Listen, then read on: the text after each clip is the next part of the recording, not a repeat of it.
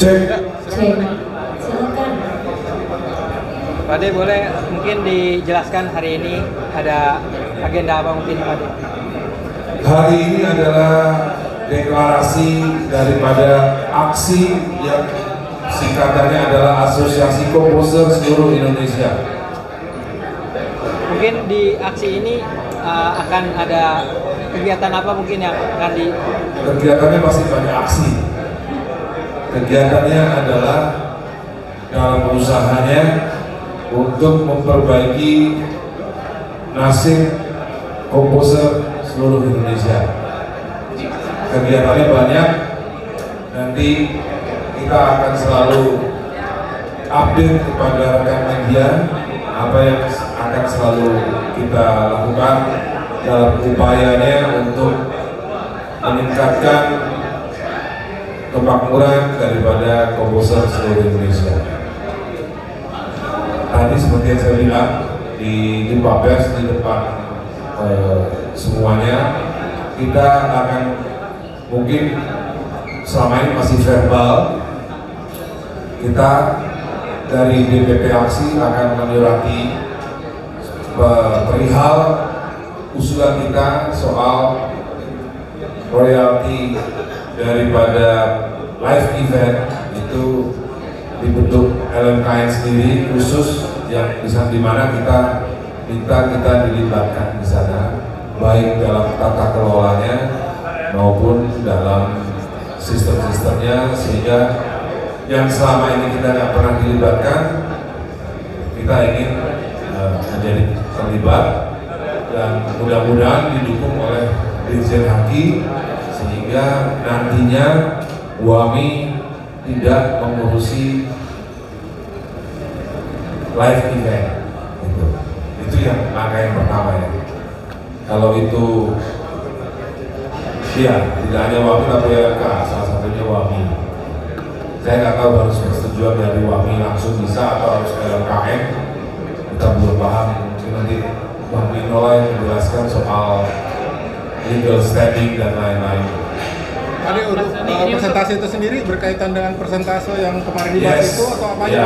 Ya semuanya. Kalau presentasi itu kan bisa dari kesepakatan antara kita dengan para IO atau juga bisa nanti dari Permen nanti memberikan peraturan menteri perihal besaran royalti fee performing live event dari artis-artis yang harusnya membayar ketika membawakan lagu daripada kami komposer yang tergabung dalam aksi. Kita nggak ngurusin mereka yang tidak tergabung dengan kita. Total ada berapa total anggota komposer yang di aksi sendiri? Sampai hari ini 44 komposer. Dan itu akan terus bertambah? Ya mudah-mudahan nanti akan bertambah. Ya kalau mereka nggak butuh kami, ya kita tentunya tidak akan maksain. Jadi mungkin tata kelola yang nanti bakal diambil alih sama aksi sendiri, apakah kolektifnya aja atau penyalurannya aja atau semuanya, seluruh tata kelola performing rights itu seluruhnya? Sorry. Mungkin harus diluruskan bahwa asosiasi tidak mengambil alih, tapi di sini asosiasi lebih kepada gerakan moral dan juga gerakan konstitutif pengawasan. Dan tentunya untuk merubah kepada aturan perundang-undangan, untuk merevisi aturan perundang-undangan itu adalah jangka panjang kita. Jadi yang pasti yang awalnya adalah kita asosiasi ini biar para komposer ini berkumpul dulu dengan kita di seluruh Indonesia, baik yang senior maupun yang baru, yang sekarang pencipta lagu muda ataupun yang pencipta lagu yang hits maupun yang tidak hits, mereka bisa bergabung pada aksi. Nanti kita akan melakukan gerakan moral. Gerakan moralnya melalui edukasi baik di sosial media maupun di media mainstream maupun media online kita lakukan semua. Sejalan dengan itu nanti kita akan melakukan gerakan yang konstitutif, yaitu apa yang selama ini terjadi.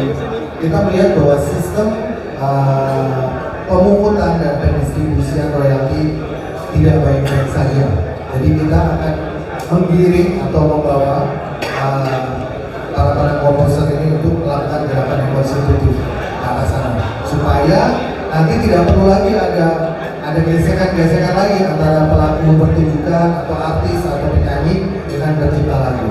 Itu harapannya. Tapi berarti posisinya tidak sama LMK. Kita asosiasi bukan LMK ya. Asosiasi adalah kumpulan atau wadah, tapi yang memang harus berbadan hukum, harus ada legalitasnya ada, dan ini benar-benar jadi suatu organisasi yang ada bentuknya. Jadi jangan sampai nanti ini kumpulan penyanyi pencipta lagu yang oknum yang tidak jelas gitu. Tapi ini kita udah terstruktur. Ada Ahmad Dhani sebagai Dewan Pembina, ada saya sebagai Ketua Umum, ada Bani sebagai Sekjen, ada Rika Ruslan sebagai Wakil Ketua Umum, dan benar-benar organisasi asosiasi yang membawai para pencipta lagu di seluruh Indonesia. Tidak, karena kita tidak bisa melakukan pemungutan langsung, tapi kita memberikan kebebasan buat para pencipta lagu yang ada di dalam kita ini melakukan rumusan sendiri, membuat rumusan sendiri yang paling pas untuk itu. Ini saya tambahin ya. Jadi sebenarnya kehadiran aksi ini, pertama kali Mas Budi udah bilang bahwa ini adalah lembaga pengawasan, ya. Karena di dalam struktur mekanisme royalti dalam karya cipta itu kan ada penarikan, pengumpulan dan juga pendistribusian. Nah ini kan perlu vouchernya, perlu pengawasannya. Nah si aksi ini nanti akan menjadi lembaga pengawasan. Bagaimana mendistribusikan itu seperti apa? Pertama. Yang kedua, kita akan mendorong percepatan perubahan, ya, dalam dalam regulasi. Karena teman-teman tahu sendiri bahwa di sini ada Undang-Undang Cipta 28 tahun 2014 yang mana juga masih banyak kekurangan.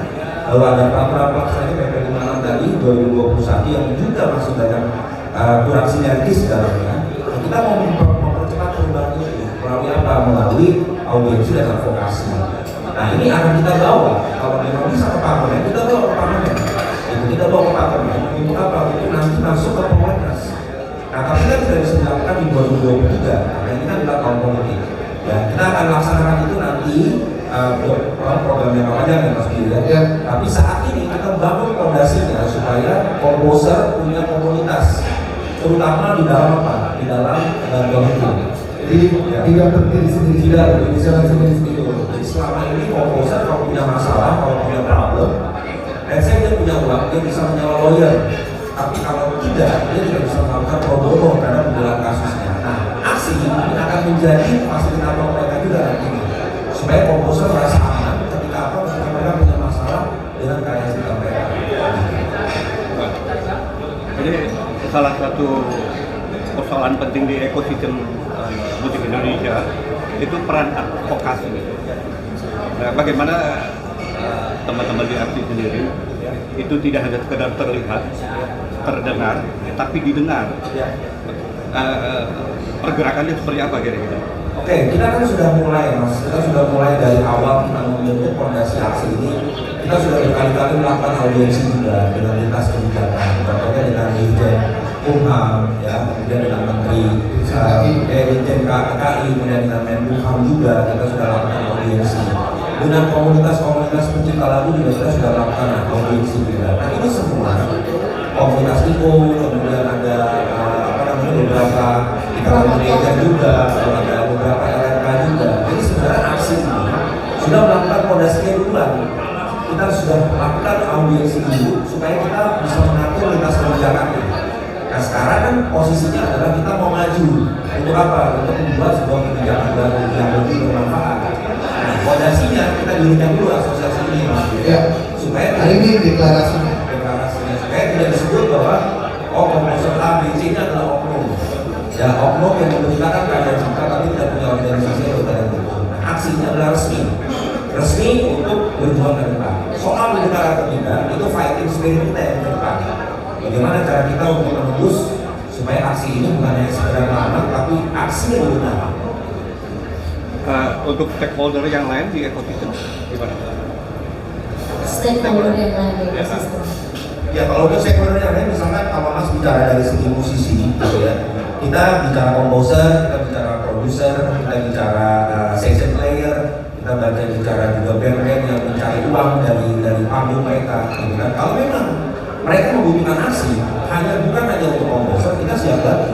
Kita siap bantu, karena memang organisasi ini didirikan bukan hanya berkibar kepada pencipta lagu saja, tapi namanya stakeholder seni Indonesia harus kita tolong dalam organisasi ini. Rio, kenapa sih ditekankan pas di video kayak soal etika?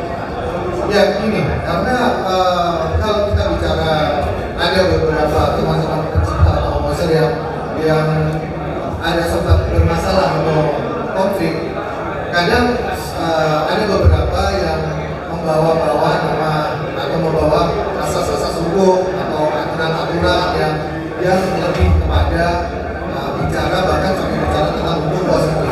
Tapi di sini kita bicara bahwa di atas hukum positif itu ada etika.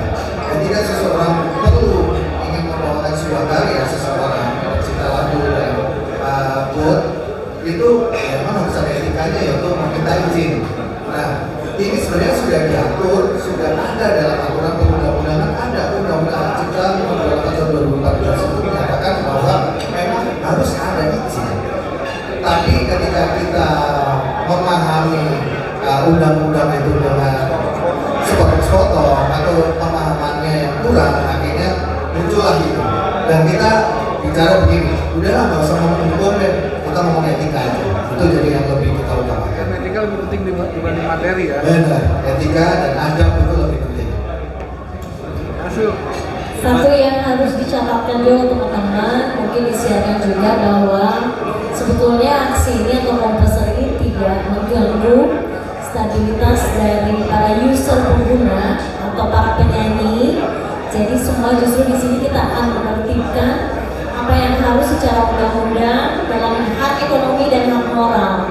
Jadi saatnya kita sekarang buka diri dan saling ngobrol, berkomunikasi. Jadi tidak salah paham ya bahwa aksi ini didirikan untuk menertibkan ekosistem yang memang sudah seharusnya, karena sama-sama kita punya keluarga, sama-sama kita punya karya, sama-sama kita ingin menghidupi yang seharusnya. Jadi layaknya aksi ini menjadi sahabat semuanya, karena lagu ini juga dipakai oleh Anda semua untuk sehari-harinya. Bagaimana mempromosikan mereka kerjanya aktif sendiri? Formulanya mempromosikan mereka kerja, ya, yang profesional ya pastinya untuk kemajuan ekosistem. Jadi sebenarnya gini, Mas, kita singkat aja untuk anak-anak kerja. Intinya, kadang-kadang kita menjelaskan bahwa aksi ini adalah lembaga pengawasan, lembaga gerakan moral, dan juga advokasi, advokasi kebijakan sama bantuan hukum. Jadi kita akan kerja step by step ini, Mas. Ya. Sekarang udah ada 44 komposer yang bergabung di aksi. Kita akan teliti masalahnya yang persatu apa. Ya. Kita akan inventaris masalahnya apa, lalu kita akan bikin step by stepnya. Apa yang akan kita lakukan ke depan. Saat ini yang paling terdekat adalah kita akan terus mengkaji apa aja yang harus kita revisi dari perundang-undangan ini. Karena undang-undang ini harus berpengawasan. Implementasinya kan seperti apa. Nah, aksi ini yang tadi saya bilang, kita akan masuk ke dalam ranah ini. Karena komposer selama ini hanya bergabung dan dinaikkan aja pada satu platform yang namanya musisi, tapi nggak pernah fokus untuk mengurusi pencipta lagu, nggak pernah fokus. Jadi aksi ini akan fokus ke sana. Kita lakukan step by step. Kita ada program kerja juga ke depan seperti apa. Tentunya gini ya, tentunya jangan ditanggapi bahwa aksi ini adalah lembaga yang rebel atau lembaga yang mungkin akan melakukan hal-hal yang di luar kebermanfaatan. Justru kita ingin bersinergi ya, Mas Dio dan kita akan bersinergi bersama supaya kita dapat konsensus yang kesepakatannya seperti apa sih, supaya nggak ada lagi ribut-ribut masalah royalti, nggak ada ribut-ribut lagi masalah pengajian rata-rata. Karena Indonesia udah nggak bisa di level ini sebenarnya. Kita harus punya politik legislasi dan anggaran yang sesuai